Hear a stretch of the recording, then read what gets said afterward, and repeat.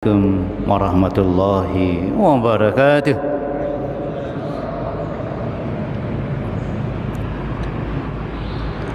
Hamdan wa syukran lillahi wahdah, salatan wa salaman li Rasulillah sallallahu alaihi wasallam. Allahumma anta ja'alal Qur'anal 'azima rabi'a qalbi wa nura sadari wa jalaa huzni wa dhahaba hammi wa ghammi. Ya Allah, jadikanlah Quran yang agung ini penyejuk hatiku, penerang dadaku, pengusir kesedihanku, dan pelenyap kesedihan dan kegalauanku. Ma'asyiral muslimin rahimakumullah. Hidup kita memang tempat ujian dan cobaan. Berbagai problem selalu bersama kita, yang butuh solusi dan jalan keluar yang paling tepat. Tetapi kita sering juga tergoda untuk tidak menggantungkan harapan kepada Allah Subhanahu wa taala. Atau dengan kata lain, tidak menggantungkan harapan solusi itu kepada Al-Qur'anul Karim. Mungkin karena kita terlalu disibukkan dengan dunia, atau memang itulah salah satu sifat manusia, mahalul khata' wan nisyan, yang menguasai kita. Ma'asyiral muslimin rahimakumullah. Karena itu pagi ini kita ingin mengingatkan terus agar kita siaga, mengingatkan terus agar kita lebih peduli, mengingatkan terus agar kita semakin yakin atau menghilangkan keraguan-keraguan yang selalu menjadi godaan dunia ini, bahwa Al-Quran adalah solusi kehidupan kita semuanya.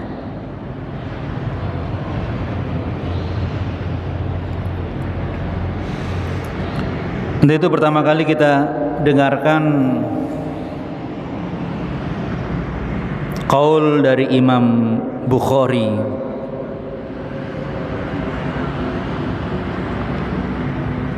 yang mensaripatikan pemahaman dari Al-Quran dan sunnah Rasulullah sallallahu alaihi wasallam.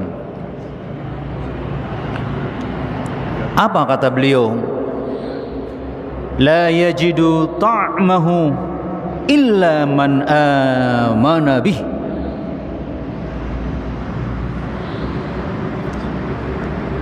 Seseorang tidak akan pernah bisa merasakan cita rasa Al-Quran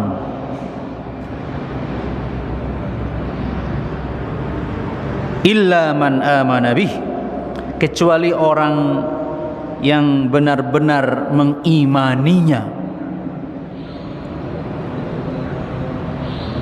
Nah, ini singkat tapi inti dari silah kita kepada Al-Quran, yang memberikan kita banyak manfaat dari Al-Quranul Karim. Terutama Quran menjadi solusi hidup kita. Itu tidak akan pernah terjadi, ma'asyiral muslimin, kalau hati kita tidak selalu terkait dengan keyakinan dan keimanan tanpa keraguan bahwa Al-Quran adalah satu-satunya solusi untuk itu semua. Ya Rahman Rahim. Jadi la yajidu ta'mahu illa man amana bih. Seseorang tidak akan merasakan cita rasa Al-Quran kecuali orang yang benar-benar beriman kepadanya. Nah, itulah inti dari taklim kita ba'da maghrib, ba'da subuh itu untuk menjaga keimanan kita kepada Al-Quranul Karim.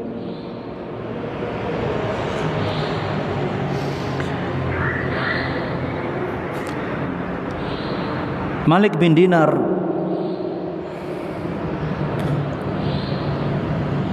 ketika menyampaikan ayat yang menunjukkan bagaimana pengaruh Al-Quran sesungguhnya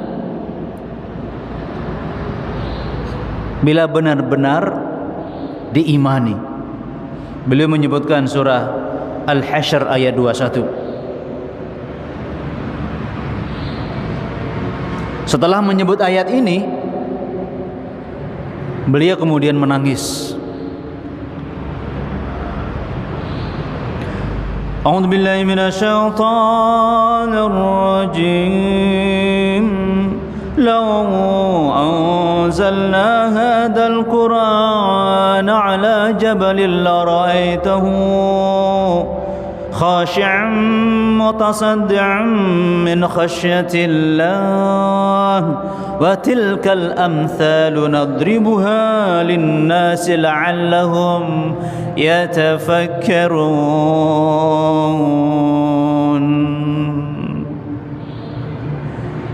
Sekiranya kami turunkan Al-Quran ini kepada gunung, la ra'aitahu, inilah efek sesungguhnya Al-Quran itu ada pengaruhnya, ada manfaatnya. Dengan Allah menggambarkannya, kalau turun ayat Al-Quran ini kepada gunung, pasti kamu akan melihat khashi'an mutasaddian, dia tunduk terpecah min khasyatillah, karena takutnya kepada Allah ketika ayat itu turun padanya. Itulah perumpamaan yang kami buat untuk manusia agar mereka berfikir.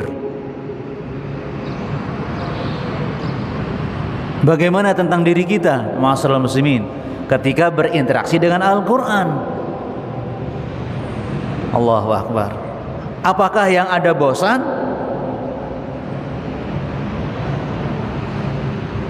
Apakah terasa biasa saja? Atau benar-benar zadathum imana? Ya, wa idza tuliyat alaihim ayatuhu zadathum imana.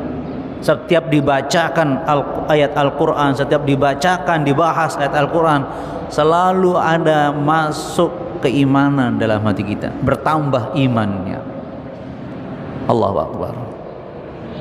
Ini menjadi hal paling penting untuk kita mengevaluasi bagaimana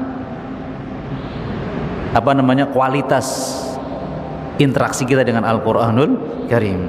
Nah, setelah membaca ayat ini, kemudian Malik bin Dinar fabaka, beliau menangis. Coba kita nanti di rumah ya sendiri ya, kita baca ayat ini berulang-ulang, surah Al-Hasyr ayat 21. Tadi dibacakan oleh imam kita. Kita ulang-ulang baca sampai kita tahu maknanya. Gimana pengaruhnya? Pasti ada insyaallah. Fabaka, Malik bin Dinar menangis. Dan beliau menjelaskan kenapa dia menangis. Wa qala aqsimu lakum, aku bersumpah untuk kalian, la yu'minu abdun, tidaklah beriman seorang hamba, bihadzal Quran, kepada Al-Quran ini, illa sada'a qalbihi, sampai hatinya berguncang. Kalau gunung tadi berguncang dengan apa? Tunduk terpecah, itu guncangan pengaruh Al-Quran. Nah, maka kalau manusia kita, kata Malik bin Dinar, berguncang hatinya. Ya Rahman Ar-Rahim. Makanya doa kita kan begitu yang diajarkan Rasulullah. Jadikanlah Quran ini penyejuk hatiku, hati, wa nura sadri, penerang dadaku, wa jalaa husni, pelipur kesedihanku, wa dhahaba hammi wa ghammi, dan pengusir kegelisahan dan kegalauanku. Itu hati semua jemaah sekalian yang diguncang. Semangatnya. Ya Rahman Ar-Rahim. Tolong ini terus menjadi kebiasaan kita untuk mempersiapkan hati merasakan pengaruh Al-Quran itu. Jangan pernah berhenti jemaah sekalian bahagia.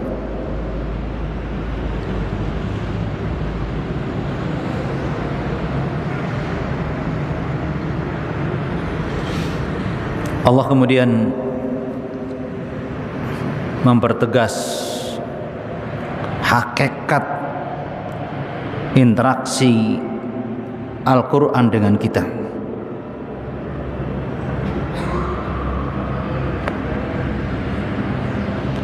Di surah Al-Baqarah ayat 121. Alladzina atainahumul kitab yatlunahu haqqa tilawatih ulaika yu'minuna bihi wa man yakfur bihi fa ulaika humul khasirun.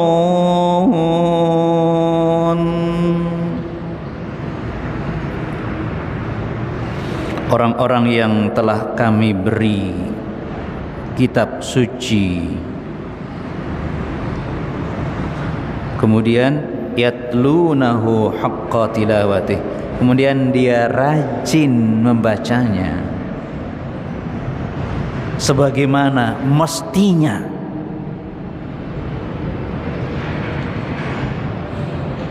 Jadi selain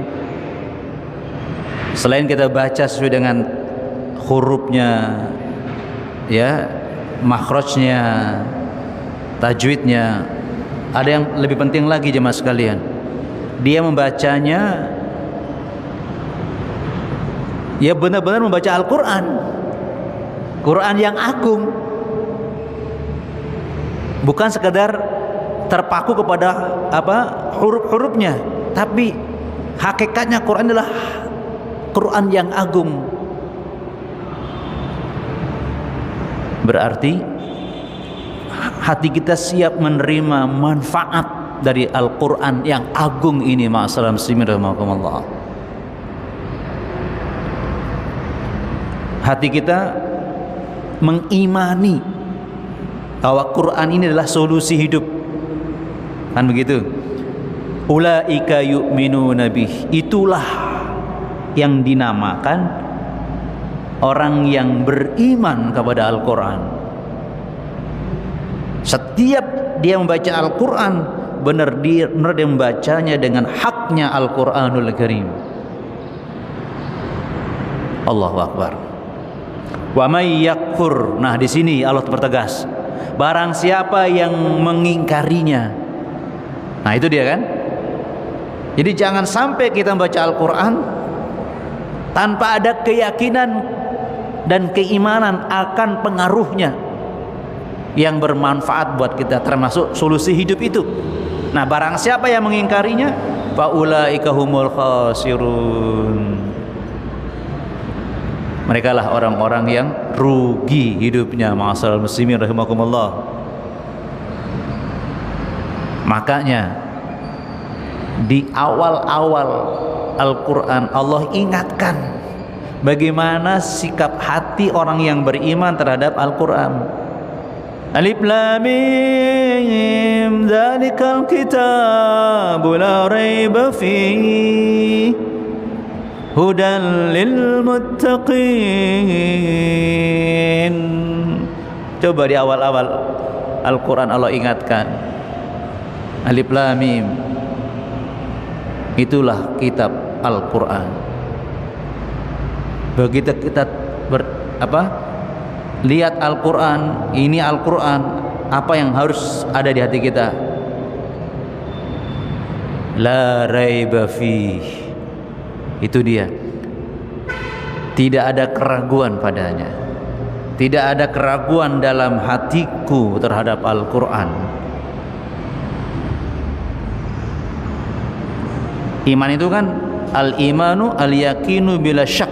Iman itu kan keyakinan tanpa ada keraguan bahwa Al-Quran itu agung, menjadi petunjuk hidup dalam segala sisi kehidupan. Tibyanan likulli syai', menjelaskan seluruh persoalan hidup. Harus terus melekat di hati kita. Sehingga Allah mengatakan hudan lil muttaqin. Jadi dia menjadi hudan yang bermanfaat bagi orang bertakwa kalau tidak ada keraguan, kalau hatinya selalu mengimani Al-Quranul Karim dengan makna meyakini tanpa keraguan. Jadi setiap kita tilawah tadi haqqa tilawati, selalu saja itu kaitannya di hati kita. Ini ayat-ayat yang tidak ada keraguan menjadi petunjuk hidupku. Ini penting wa'assalam muslim rahmatullah.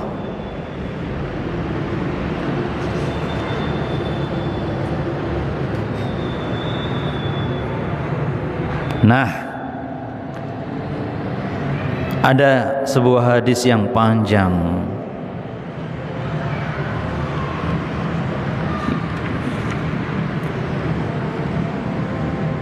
Sebentar dulu.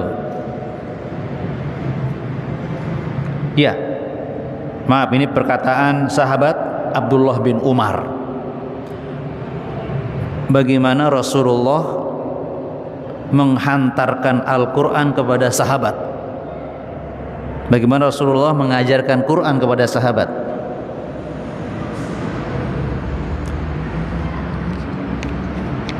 Ini kata beliau, kami pernah melewati suatu masa di mana salah seorang dari kami ditanamkan keimanan sebelum Al-Quran. Ini yang menarik.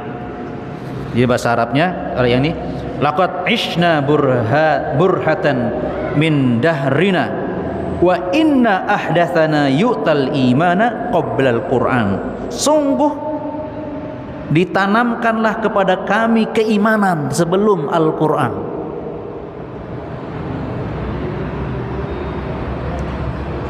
Maksudnya adalah tilawah itu disarankan oleh Rasulullah, diajarkan. Terus tadabbur demikian pula, tahfidz demikian pula, amal demikian pula, dakwah juga demikian pula. Tetapi di sebelum itu Rasulullah selalu mengantarkan kepada para sahabat, tanamkan imanmu kepada Al-Quranul Karim yang la raiba fih tadi jemaah, ya. Bagaimana panjangnya terjemahannya? Jika Al-Quran diturunkan kepada Muhammad SAW, kami pun mempelajari perkara halal dan haramnya, juga apa yang seharusnya dipahami daripadanya, sebagaimana halnya kalian mempelajari Al-Quran saat ini. Akan tetapi, sungguh pada hari ini aku telah melihat orang-orang, ya, yang ditanamkan kepadanya Al-Quran sebelum keimanan.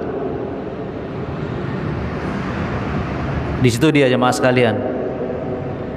Kalau sekarang kata Abdullah bin Umar, Al-Quran ditanamkan dulu baru keimanan. Kalau zaman Rasulullah menanamkan keimanan baru Al-Quran. Lantas dia membaca dari mulai pembukaan hingga penutupnya tanpa mengetahui perintah dan larangan yang terkandung di dalamnya. Juga tidak memahami di mana ia harus benar-benar berhenti tidak melakukan sesuatu, dan tak ubahnya orang yang menaburkan kurma yang buruk. Maksudnya tidak mengambil faedah darinya. Di situ penegasan pengalaman Abdullah bin Umar bahwa Rasulullah selalu mengingatkan sahabat bahwa sebelum tilawah, sebelum tadabbur, sebelum tahfidz, sebelum berdakwah, tanamkan dulu keimanan kepada Al-Quranul Karim. Maka ada baiknya doa, ya doa yang Rasulullah ajarkan kita baca dulu sebelum kita tilawah, sebelum kita taklim, sebelum kita ngapa-ngapain kepada Al-Quran. Coba kita ulang lagi doanya. Antaj'alal Qur'anal 'azima rabi'a qalbi wa nura sadri wa jalaa husni wa dhahaba hammi wa ghammi. Sebagaimana kita kalau sebelum makan doa, kan begitu jemaah sekalian. Sebelum makan doa, sebelum masuk WC doa, kan begitu urutannya. Sebelum kita naik masjid, mau naik masjid doa, sampai kita ketika bersin pun ada doanya. Artinya jangan sampai ketika kita benar-benar ingin tilawah, tadabbur, tahfidz dan seterusnya kepada Al-Quran, jangan sampai enggak berdoa. Kan begitu ma'asyiral muslimin rahimakumullah. Bayangkan ma'asyiral muslimin, kita ketemu teman kita aja berdoa, Assalamualaikum warahmatullahi wabarakatuh. Ketemu Quran mau dibaca, A'udzubillahi minasyaitonirrajim, benar, tetapi sebelumnya mari kita berdoa. Anta ja'alal Qur'anal 'azima rabi'a qalbi dan seterusnya. Baru a'udzubillahi minasyaitonirrajim. Itu yang dinamakan iman dulu baru Quran. Nah, itu jemaah sekalian bahagia.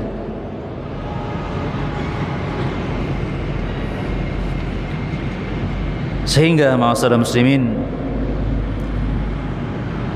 iman inilah yang menjadi penghantar kita menjadikan Quran haqqa tilawatih. Nah, begitu.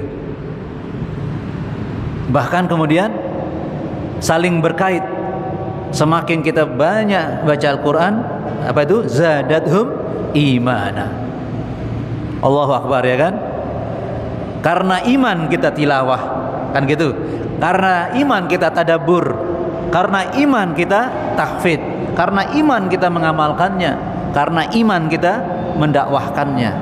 Setiap kita melakukan 5 hal T itu, iman kita juga bertambah, saling berkait jemaah sekalian. Allahu Akbar, ya.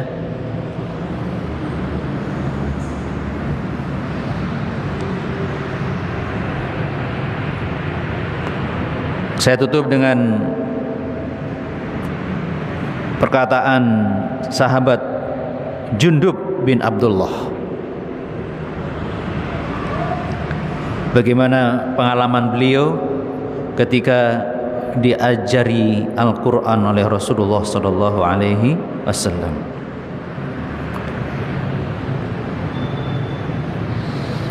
kunna ma'an Nabi sallallahu alaihi wasallam. Kami ketika bersama Nabi sallallahu alaihi wasallam, wa nahnu fityan, kami waktu itu masih muda, hazawirah dan energik, fata'allamnal imana, maka beliau mengajari kami keimanan, qabla an nata'allamal Qur'an, sebelum kami diajari Al-Qur'an.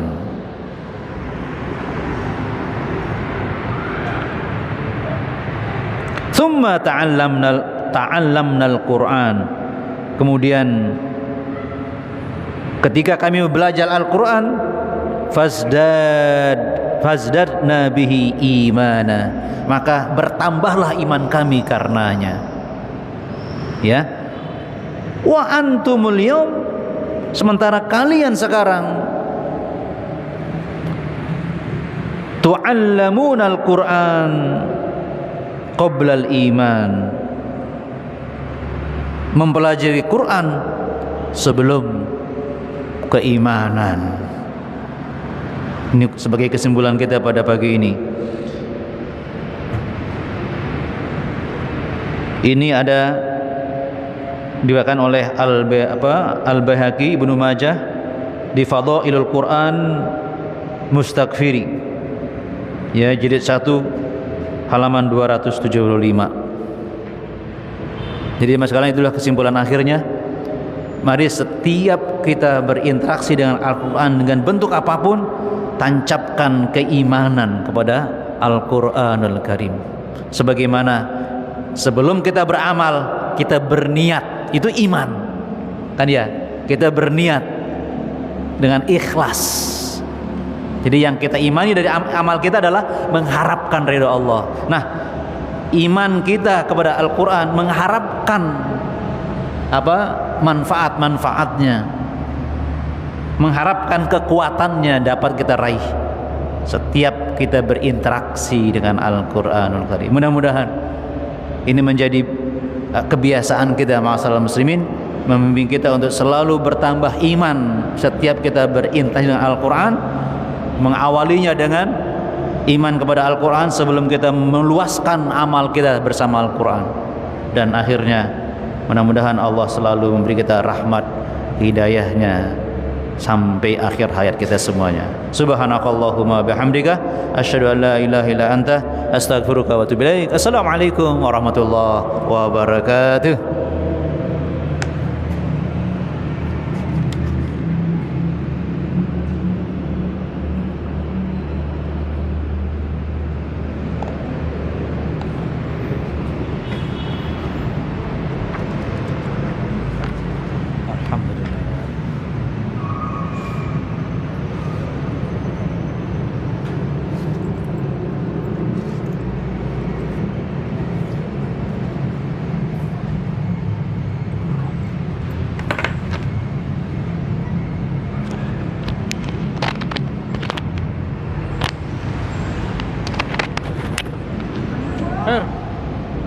Masya Allah.